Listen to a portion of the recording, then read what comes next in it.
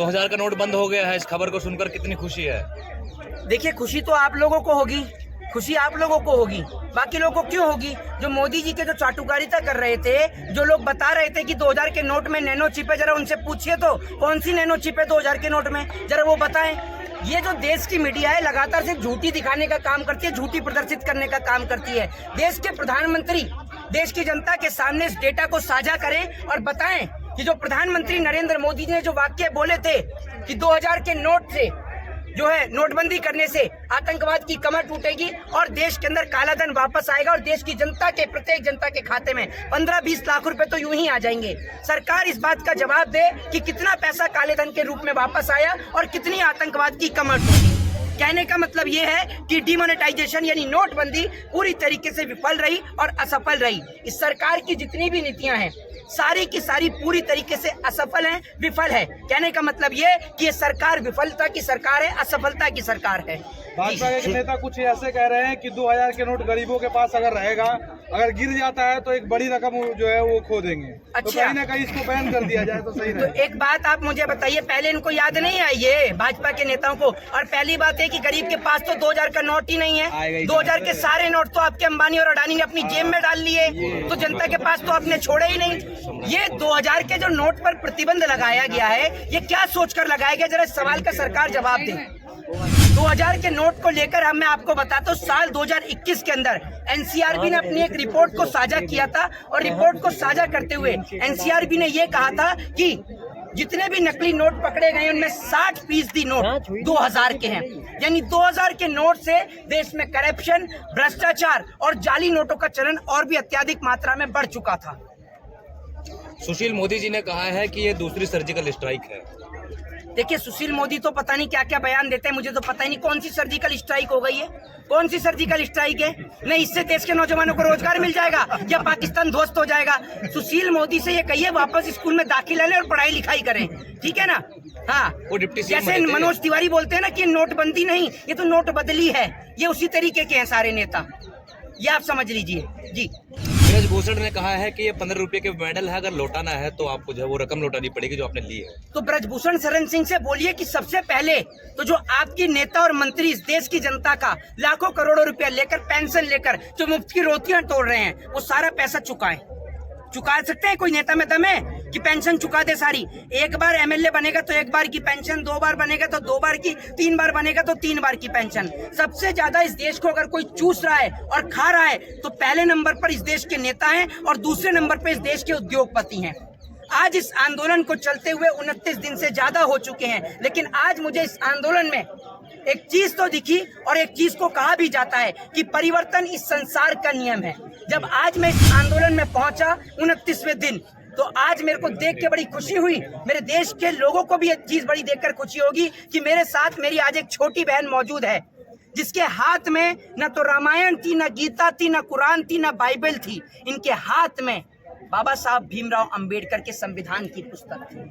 आज हमारे देश की बेटियों को ये नहीं पता कि अगर उनको कोई व्यक्ति 2 मिनट घूरकर भी देखता है तो ये कानूनन अपराध है, ये नहीं पता। लेकिन आज जो ये बेटियां यहाँ पर धरना दे रही हैं और ये छोटी छोटी बहन जो इनको समर्थन देने के लिए आ रही हैं, तो कहीं ना कहीं जिन बेटियों के साथ समाज में कुछ गलत हो रहा है तो वो भी आज अपनी आवाज को बुलंद करेंगी। लेकिन अगर ये यहाँ से अपने घर पर वापस चली जाती तो ना जाने कितनी माता और बहनों के हौसले टूट जाते, लेकिन आज उनके हौसले बुलंद हुए हैं। आज इस देश के अंदर, जिस देश के अंदर महिला को सर्वोपरि माना जाता है, नारी को सर्वोपरि माना जाता है, आप और हम एक नारी से पैदा हुए हैं, एक माता से पैदा हुए हैं, एक माँ से पैदा हुए हैं। लेकिन मुझे उन लोगों के ऊपर शर्म आती है जो एक माँ से पैदा हुए हैं, एक नारी से पैदा हुए हैं, लेकिन यहाँ आकर एक बेटी को, एक बहन को समर्थन देने नहीं आ रहे हैं।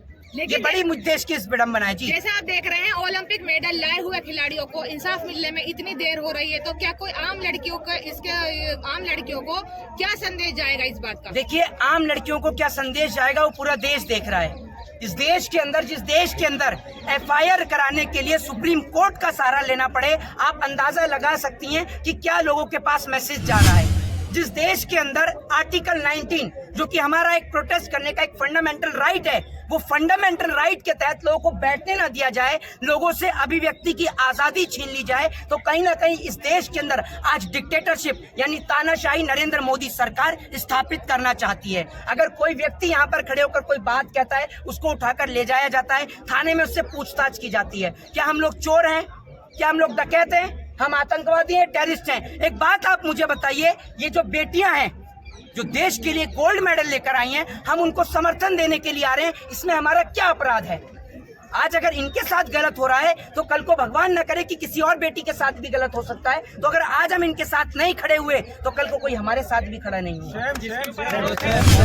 अच्छा मोहित, बड़ी संख्या मंदिर मांग रही है, लेकिन इधर एक बच्ची है आपके साथ में जो संविधान के पालन करने के लिए जो है अपील कर रही है, तो आपको क्या लगता है, जबकि संविधान की मांग करने वाली संख्या जो है बहुत छोटी है, तो कौन कहता है आपसे? कौन कहता है? सुन लीजिए मेरी बात, जो संविधान की अवहेलना करे उसे कहिए कि सबसे पहले स्कूल जाना बंद करे। अगर सब कुछ मंदिर से होता है तो मंदिर में शिक्षा लीजिए, अगर इलाज मंदिर में होता है तो मंदिर के अंदर इलाज कराइए। ठीक है, लोगों की आस्था है, श्रद्धा है मंदिर के अंदर, बिल्कुल लोग पूजते हैं, मानते हैं, लेकिन एजुकेशन अपनी एक अलग जगह है। ठीक है, आप लोगों को धर्म के नाम पर मत लड़ाइए। ठीक है, बुद्ध धर्म को, बुद्धिज्म को क्यों अपनाया था बाबा साहब भीमराव अंबेडकर ने?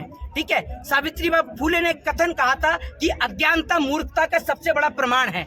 जिसके पास ज्ञान नहीं होगा, अज्ञानी व्यक्ति इस देश के लिए सबसे बड़ा। आपके बच्चों के पास बेहतर शिक्षा होगी, बेहतर एजुकेशन होगी, तो आपके बच्चे पूरे देश के अंदर नाम रोशन करेंगे। एक बात आप मुझे बताइए, एक व्यक्ति जिसने शिक्षा के लिए कड़ी मेहनत करी, सिर्फ शिक्षा हासिल करने के लिए, आप एक बात मुझे बताइए, अगर आपके पास एजुकेशन है तो आप IAS IPS बनेंगे। जो लोग आपको समाज में अछूत बताते हैं, वंचित बताते हैं, जब आप IAS बनते हैं, IPS बनते हैं, तो वही आकर आपके पैर भी छूते हैं और मिठाई का डब्बा भी दे के जाते हैं। ये पावर है देश के संविधान की, with the power of constitution. ये ताकत है देश के संविधान की, ये आप समझिए।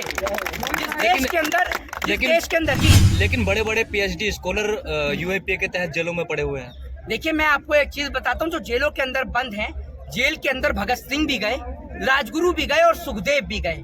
आज की डेट में जेल के अंदर वही जाते हैं जो क्रांति की आवाज को बुलंद करते हैं। भगत सिंह ने जब असेंबली के अंदर बम दागा तो भगत सिंह का उद्देश्य किसी को चोट पहुंचाना नहीं था।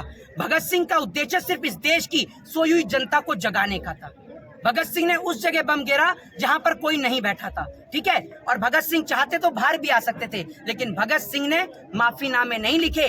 भगत सिंह ने यह सोचा कि अगर मैं बाहर आ गया तो शायद इस देश के अंदर इनकलाब की जो चिंगारी है वो कहीं ना कहीं धीमी पड़ जाएगी। और भगत सिंह ने यह सोचा कि अगर मैं इस देश के लिए कुर्बान हो जाऊंगा तो मेरे जैसे लाखों नहीं करोड़ों भगत सिंह इस देश में पैदा होंगे। लेकिन आज ऊपर बैठे राजगुरु सुखदेव और भगत सिंह भी सोच रहे होंगे कि हमने किसके खातिर फांसी का फंदा चूम लिया। जो हिंदू मुसलमान के लिए लड़ते हैं, मंदिर और मस्जिद के लिए लड़ते हैं, जिस देश के लिए हमने फांसी का फंदा चूमा, वो देश की बेटियां आज सुरक्षित नहीं है।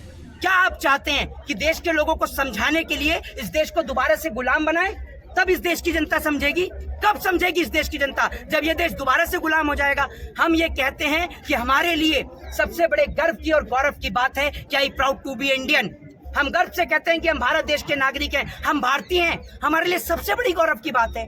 भाई, इस धरती से कौन नहीं पैदा हुआ? राजगुरु सुखदेव, भगत सिंह, बाबा साहब भीमराव अंबेडकर, ज्योतिबा फूले, सावित्रीबाई फूले। बताइए ना आप मुझे, नेताजी सुभाष चंद्र बोस, किसने जन्म नहीं लिया इस मिट्टी में?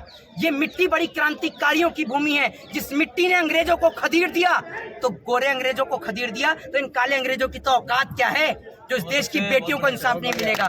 देश की बेटियों को जब तक इंसाफ नहीं मिलेगा तब तक हम लोग यहाँ से हटने वाले नहीं हैं। और हमें बड़े गर्व होता है कि जब हमारी छोटी बहनें घर से निकल के आती हैं, आज वो बड़े ही, मैं उन पिता को कहना चाहूंगा कि बड़े हिम्मत वाले वो पिता हैं जो अपने बच्चियों को ये संघर्ष दिखा रहे हैं। क्योंकि हमारे पिताजी ने हमें संघर्ष दिखाया, तभी आज हम इनके लिए लड़ाई लड़ पा रहे हैं। आज इनके पिता इन्हें संघर्ष दिखा रहे हैं तो कल को ये भी अपनी हक की आवाज को बुलंद करेंगी। और ऐसे मैं देश के तमाम पिता से कहना चाहता हूँ कि अपनी बच्चियों को एजुकेशन का ज्ञान दें। अपनी बच्चियों को भले ही आप मंदिर या मस्जिद ना भेज पाएं, लेकिन उन्हें स्कूल जरूर भेजिए, उन्हें संविधान जरूर पढ़ाइए। मैं सरकार से कहता हूं, सरकार जो रामायण भगवत गीता ऐड करने की बात करती है, मैं कहता हूं आपको संविधान और कॉन्स्टिट्यूशन को ऐड करना चाहिए। क्या संविधान पढ़ने का हक और अधिकार सिर्फ एक लॉ के स्टूडेंट को है?